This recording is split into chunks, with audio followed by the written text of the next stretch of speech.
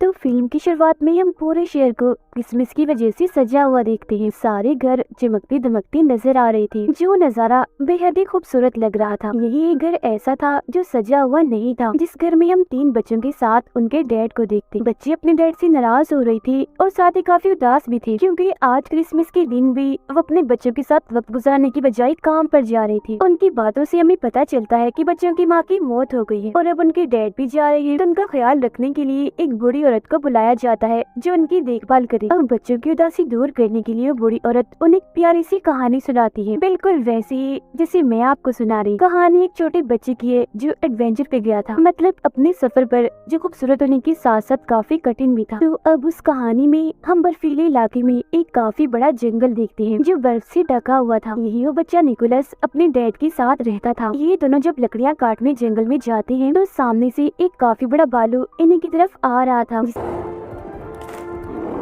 देखकर ये दोनों काफी डर जाते हैं और भागकर वापस अपने घर आ जाते हैं। यहाँ हमें पता चलता है कि निकोलस ने अपनी मॉम को बचपन में ही खो दिया था। साथ ही उनकी माली हालत भी काफी खराब थी। वो काफी गरीब थी, क्योंकि ना तो उनके पास खाने के लिए ज्यादा सामान है और ना ही पैसे कमाने का कोई जरिया है। एक रात निकोलस अपने डैड को कहता है, चले पापा आज मुझे कोई कहानी सुनाए, जो बहुत मजे की। जब उसके डैड उसे उसकी मॉम की ये कहानी सुनाते हैं कि काफी सालों पहले तुम्हारी मॉम ने इन बर्फीली चोटियों को पार किया। वहाँ 2 सोते हुए मॉन्स्टर थे जो दरअसल पहाड़ी थी। तुम्हारी मॉम उनके बीच से निकलकर दूसरी तरफ गई, जहाँ एक अलग ही नस्ल के लोग रहते हैं जिन्हें एल्व्स कहा जाता है। और वो एल्व्स का गांव था जिसका नाम एल्फेम था। एल्व्स दरअसल होती तो इंसान ही है, बस उनकी शक्ल सूरत थोड़ी सी अलग होती है, मतलब उनके कान थोड़े से नुकीले और लंबे होते हैं। वो एल्व्स लोग कोई आम नहीं थे, बल्कि उनके पास जादुई शक्तियाँ थी। उन्होंने तुम्हारी मॉम के साथ काफी अच्छा बर्ताव किया, काफी अच्छे से उनका वेलकम किया। और फिर जब तुम्हारी मॉम वापस लौटी तो उनके पास बहुत सारी चॉकलेट्स और खिलौने थे जो आसपास के लोगों में हमने बांट दिए, जिससे हर तरफ खुशियाँ फैल गई। इसी दौरान उन्हें कमरे में किसी जानवर की होने का एहसास होता है। तब उसके डैड उस जानवर को मारने के लिए कुल्हाड़ी उठाकर उसे ढूंढने लगते हैं, मगर देखते हैं कि वो जानवर तो एक छोटा सा चूहा है, जिसे मारने की उसके डैड बहुत कोशिश करते हैं, मगर हर बार वो बचता रहता है। जिसके बाद वो चूहे को निकोलस के कहने पर छोड़ देती, क्योंकि वो छोटा सा चूहा उसे बहुत ही प्यारा लग रहा था और वो उसके साथ दोस्ती करना चाहता था। फिर अगली सुबह निकोलस उसका नाम भी रख देता है। वो उसे बात करने की कोशिश करता है और चूहे को भी कहता है कि तुम भी बोलो, जिस पर उसके डैड कहते हैं, बेटा चूहे नहीं बोल सकते। जिसके बाद दोनों बाप बेटे राजा के महल में जाते हैं, क्योंकि आज उन्होंने अपने गांव के रहने वाले हर इंसान को बुलाया था। राजा उन सभी को बताते हैं कि मैंने उम्मीद के साथ साथ जीने का मकसद भी खो दिया है, और जो इंसान मुझे उम्मीद के साथ साथ जीने का मकसद लाकर देगा तो उसके बदले में मैं उसे माला माल कर दूंगा। अब जो कहानी निकोलस के डैड ने उसे सुनाई थी वो अब पूरे ही गांव में फैल गई थी, जिससे लोगों को लग रहा था कि एल्व्स का गांव एल्फेम सच में पाया जाता है, जहां जाकर वो राजा के लिए खुशियां, उम्मीद और जीने का मकसद ला सकते हैं, जिसके बदले में राजा उन्हें माला माल कर देगा और वो अमीर बन जाएंगे। गाँव के कुछ लोग निकोलस के डैड से मिलने आते हैं और उन्हें अपने साथ चलने का कहते हैं, जिसमें वो एल्फेम गांव को ढूंढेंगे और राजा के दिए हुए इनाम से अमीर हो जाएंगे। तो अब अपने सारे हालात गरीबी को देखकर उसके डैड भी उनके साथ जाने के लिए मान जाते हैं। ये बात जब वो निकोलस को बताते हैं तो वो उदास हो जाता है, मगर वो उसे तसल्ली देते हुए कहते हैं, मैं वादा करता हूँ बेटा, 7 से 8 दिन में मैं वापिस आ जाऊंगा और मेरे आने तक तुम्हारा ख्याल मेरी बहन रखेगी। फिर जब उसके डैड की बहन घर आती है तो वो उसके डैड के सामने तो काफी अच्छी अच्छी बातें करती है, बहुत अच्छे से पेश आती है, मगर जब उसके डैड जाते हैं तो वो अपना रंग दिखाने लगती है। वो पूरे घर पर कब्जा करके निकोलस के साथ काफी बुरा करती है। वो उसका सामान देकर घर से बाहर निकाल देती है। सामान में निकोलस की एक गुड़िया भी थी जो सब्जी की बनी हुई थी। वो उसे बेहद ही प्यारी थी, क्योंकि उसकी मॉम ने वो बनाई थी, जो उनकी आखिरी निशानी थी। बाहर आने के बाद निकोलस अपने लिए एक टेंट लगाता है और अपने चूहे दोस्त के साथ रात बाहर ही गुजारता है। अब काफी दिन हो गई थी, मगर अभी तक उसके डैड वापस नहीं आए थे, जिससे वो भी अब अपने डैड के वापस आने की उम्मीद खो चुका था। उसे लग रहा था कि कहीं उसके डैड के साथ कुछ हो ना गया हो। अब खाने की तंगी तो उन्हें पहले से ही थी, मगर एक दिन उसके डैड की बहन उसे काफी मजेदार सूप बना के देती है, जिससे काफी मजे लेकर निकोलस पीता भी है। मगर तभी वो बताती है कि ये सूप मैंने तुम्हारी गुड़िया से बनाया, जिस सुन उसे काफी गुस्सा आ गया था, इसलिए वो उस पर चिल्लाने लगता है।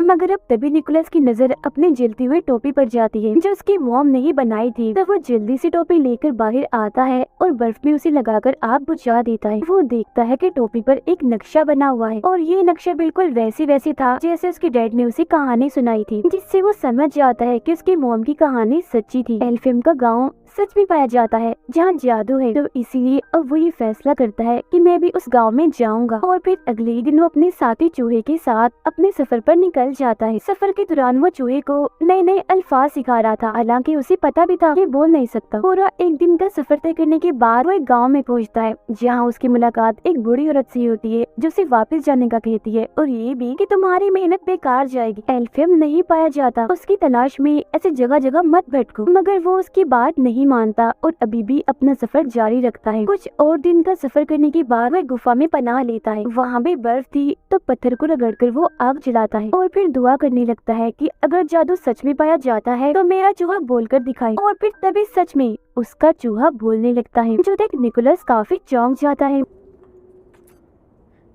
Boy, tree, ball. वो हैरान तो था ही, मगर अब उसका जादू पर पक्का यकीन बन गया था। और अब तो उसका चूहा दोस्त इतना बोल रहा था कि उसे सफर में अकेलापन महसूस नहीं हो रहा था। फिर जब ये लोग जंगल में से गुजर रही थी तो एक बारहसिंगा हिरन इन पर हमला कर देती है। तब उससे बचने के लिए निकोलस जल्दी से पेड़ पर चढ़ जाता है और ऊपर से देखता है कि उस हिरन के अंदर तो एक तीर घुसा हुआ है। जब भी तो वो इतनी बेचैन है, इसीलिए वो फौरन पेड़ से नीचे उतरकर हिरन के पास आता है। पहले वो उसे प्यार करता है और फिर उसके अंदर घुसा तीर निकाल देता है, जिससे उस हिरन को सुकून की सांस आती है, क्योंकि पहले उसे काफी दर्द हो रही थी। क्योंकि निकोलस ने उसकी जान बचाई थी, तो हिरन उसे प्यार से देखती है, जिसके बाद वो यहाँ से जाने लगता है। मगर काफी आगे जाने के बाद वो देखता है कि हिरन भी उसके पीछे पीछे आ रही है। तब निकोलस उसे अपने साथ आने से मना कर देता है, कहता है मैं सिर्फ ये जानता हूँ कि मेरी मंजिल कहाँ है, मगर वहाँ जाने तक कितना वक्त लग जाएगा ये मैं नहीं जानता। तो अगर तुम हमारे साथ आओगी तो भूख से मारी जाओ। मगर वो हिरन खाने की नहीं बल्कि प्यार की भूखी थी, इसीलिए अभी भी वो उसका पीछे नहीं छोड़ती। निकोलस उसे अपने ग्रुप में शामिल करके अपनी मर्जी से उसका नाम रख देता है। वो नाम एक जगह का था जहाँ जाना उसे काफी पसंद था। फिर अब वो आगे का सफर हिरन पर बैठ कर करता है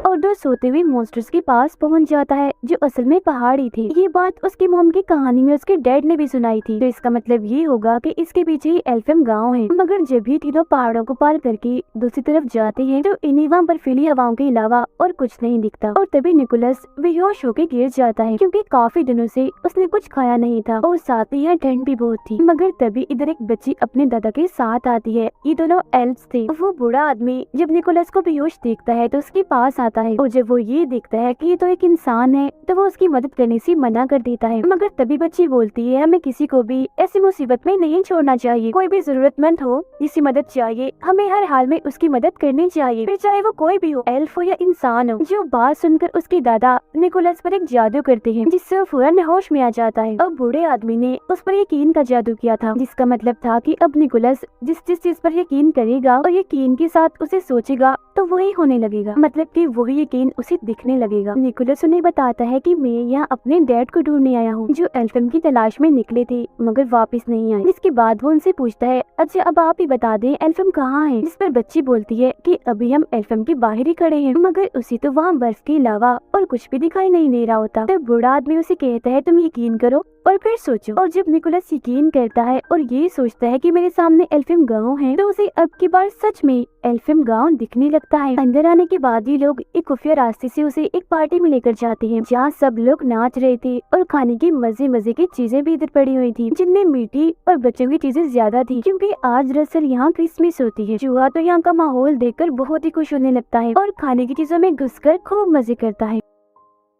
मगर तभी इसी बीच एल्फ्स की रानी वहाँ आ जाती है और सब कुछ तबाह कर देती है, क्योंकि उसने सबको पार्टी करने से मना किया था। वजह ये थी कि सभी एल्फ्स काफी दुखी थे, क्योंकि इंसानों ने उन्हें धोखा दिया था। वो एक एल्फ बच्ची को अगवा करके अपने साथ ले गए थे। ये सुनकर निकोलस उठता है तो रानी उसे देखकर और भड़क जाती है, कहती है ये क्या, अभी भी हमारे गाँव में एक इंसानी बच्चा है, ये क्या हो रहा है इधर। वो निकोलस से पूछती है क्या कर रहे हो यहाँ, और वैसे तुम इधर आए ही क्या करने हो, एक और बच्चे चुराने आए हो। जो सुनकर निकोलस उन्हें बताता है नहीं रानी जी, मैं किसी बच्चे को अगवा करने नहीं आया, बल्कि अपने डैड को ढूंढने आया हूँ, क्योंकि वो एल्फियम गांव की तलाश में निकले थे। और आप फिक्र मत कीजिए, मैं आपसे वादा करता हूँ कि वो एल्फ बच्चा जिसे इंसान अगवा करके ले गए हैं उसे मैं वापस जरूर लेकर आऊंगा। मगर रानी उसकी एक नहीं सुनती और सजा देने के लिए उसे एक मीनार की चोटी में कैद कर देती है। यहाँ उसकी मुलाकात एक उड़ने वाली एल्फ से होती है, जो दरअसल एक एल्फ परी थी। उसे पटाखे फोड़ने का बहुत शौक था। उसके पास जादू था जिसकी मदद से वो हवा में पटाखे फोड़ा करती थी। और एक अच्छी बात, वो हमेशा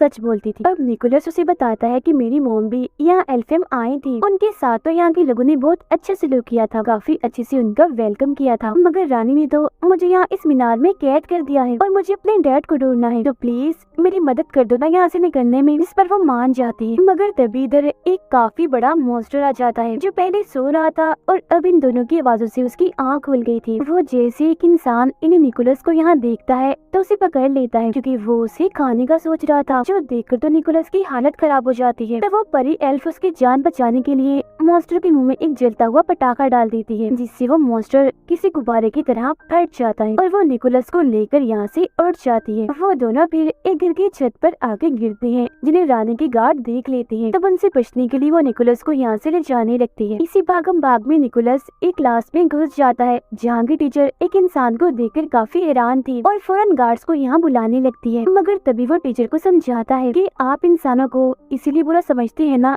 कि वो एल्फ बच्चे को अगवा करके ले गई। मैं वादा करता हूँ कि उस बच्चे को वापस जरूर लेकर आऊंगा। जो सुनकर वो टीचर निकोलस को एक खुफिया रास्ते से भगा देती है। इतनी ही देर में इधर उसके हिरन दोस्त भी आ गई थी, जिस पर निकोलस और एल्फम परी बैठकर यहाँ एल्फम गांव से निकलने लगती। जिस दौरान गार्ड भी उनका पीछा कर रही थी, तब उनका ध्यान भटकाने के लिए एल्फ परी बार बार पटाखे फोड़ने लगती है, मगर जब वो देखती है कि बाहर जाने का दरवाजा बंद हो रहा है तो वो खुद अंदर ही रुककर निकोलस को यहाँ से भगा देती।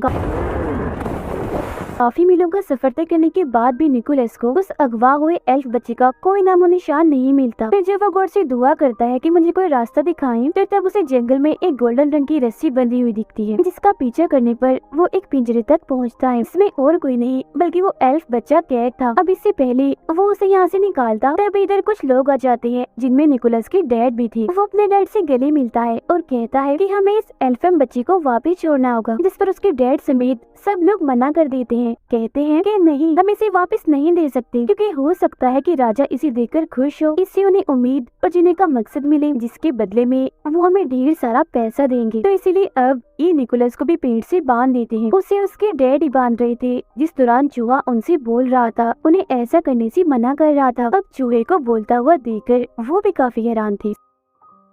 सबके सोने के बाद उसके डैड उसके पास आते हैं और वो निकोलस के साथ साथ उस एल्फ बच्चे को भी पिंजरे से आजाद कर देते हैं और बताते हैं कि उन सबके सामने मैं तुम्हारी मदद नहीं कर सकता था, इसीलिए मैंने तुम्हें बांध दिया था। अब इससे पहले वो यहाँ से निकलते सारे लोग जाग जाते हैं और तीरों से उन पर हमला कर देते हैं। अब हिरन के ऊपर निकोलस और वो एल्फ बच्चा बैठा हुआ था। हिरन के पीछे एक बग्गी बंधी हुई थी, जिसमें उसके डैड बैठे हुए थे, जिस वजह से हिरन तेजी से नहीं दौड़ पा रही थी। तभी निकोलस को याद आता है कि मुझ पर तो यकीन का जादू हुआ है, यानी मैं जो भी यकीन करके सोचूंगा वो पूरा हो जाएगा। तो वो हिरन पर हाथ रखकर उसे उड़ने का कहता है। हिरन थोड़ा सा ऊपर उड़ती तो है, मगर वजन ज्यादा होने की वजह से वो काफी ऊपर नहीं उड़ पाती और वापिस से नीचे आ जाती। ये देखकर उसके डैड अपने बेटे निकोलस की जान बचाने के लिए अपनी बग्गी की रस्सी काट देते हैं और जाकर एक खाई में गिरते हैं, जिससे उनकी मौत हो जाती है, जो देख उसे काफी दुख होता है। इसके बाद हिरन निकोलस और अगवा हुए एल्फ बच्चे को एल्फेम पहुंचा देती है। अब क्योंकि निकोलस ने अपना वादा पूरा कर दिया था, यानी उस बच्चे को वापस लाने का, तो ये देखकर एल्फेम की सारे लोग काफी खुश हो जाते हैं और उस बच्चे का डैड निकोलस को ढेर सारे खिलौने देता है, जिससे उसे बहुत खुशी मिलती है। मगर खिलौनों को देखकर उसे ख्याल आता है कि क्यों ना मैं भी क्रिसमस के मौके पर सब बच्चों में खिलौने और चीजें बांटकर खुशियाँ फैलाऊं। इसीलिए वो सभी एल्फ से कहता है कि आप यहाँ जो कुछ भी बनाते हो, इन्हें खिलौने, खाने पीने की चीजें मेरे लिए आप वो बहुत सारे बना दी, ताकि मैं उन्हें बच्चों में बांटकर खुशियाँ फैला सकूं। तब उसकी ये बात सुनकर सारे लोग खिलौने और खाने पीने की चीजें, चॉकलेट्स, कैंडीज वगैरह बनाने में लग जाते हैं और बहुत सारा सामान वो बना भी लेते हैं, जिसे काफी बड़े थैले में डालकर निकोलस को देते हैं, जो लेकर वो यहाँ से जाने लगता है। अभी वो थोड़ा आगे गया ही था कि तभी इधर रानी आ जाती है और उसे रोकने के लिए अपना जादू करती है और उसे उल्टा लटका देती है, क्योंकि वो इंसानों को पसंद नहीं करती थी। उसका मानना था कि इंसान मतलब ही होते। मगर तभी रानी की नजर निकोलस के गले में लटके लॉकेट पर जाती है, जो उसकी मॉम का था। निकोलस ये बात रानी को बताता है कि ये मेरी मॉम का है, तो वो उसे नीचे उतारती है। वो जज्बाती हो गई थी और कहने लगती है कि काफी सालों पहले तुम्हारी मॉम इधर आई थी, हम दोनों बहुत अच्छी दोस्ती थी, मगर जब वो यहाँ से गई तो बहुत सारे खिलौने और चॉकलेट्स लेकर गई। साथ ही जाने से पहले उन्होंने ये वादा किया था कि मैं वापस आपसे मिलने आती रहा करूंगी, मगर आज काफी साल हो गई है, वो कभी भी नहीं आई। जिस पर निकोलस बताता है कि वो आती जरूर, मगर जब मेरी मॉम यहाँ से गई, एक बीमारी की वजह से उनकी मौत हो गई। ये सुनकर रानी समेत सभी लोग काफी हैरान और दुखी हो गई थी। रानी को यकीन आ गया था कि सब इंसान एक जैसे नहीं होते, मतलब अगर इंसान बुरे होते हैं तो उनमें से कुछ अच्छे भी होते, इसीलिए वो उसे तोहफे से भरा हुआ थैला ले जाने देती है। निकोलस चीजों से भरा थैला लेकर हिरन पर बैठता है और उड़ जाता है और सीधा आता है राजा के महल में, जहाँ राजा काफी उदास थे। वो राजा को खिलौनों की सूरत में खुशी और उम्मीद की किरण दिखाता है, जिसके बाद राजा और निकोलस हिरन पर बैठकर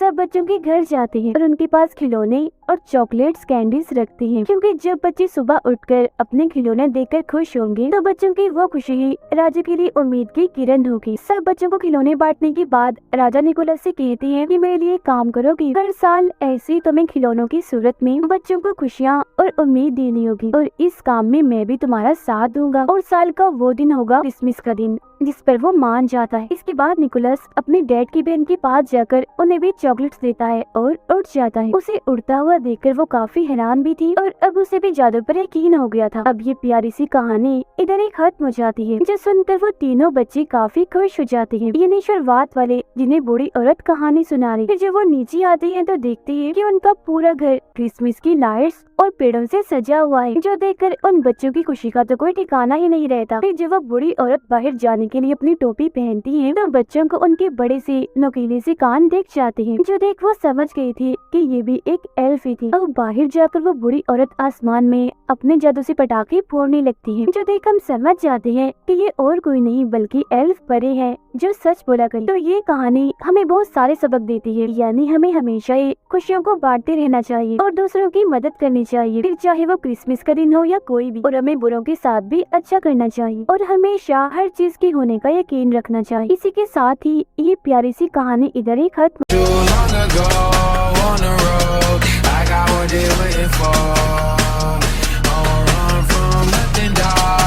Yourself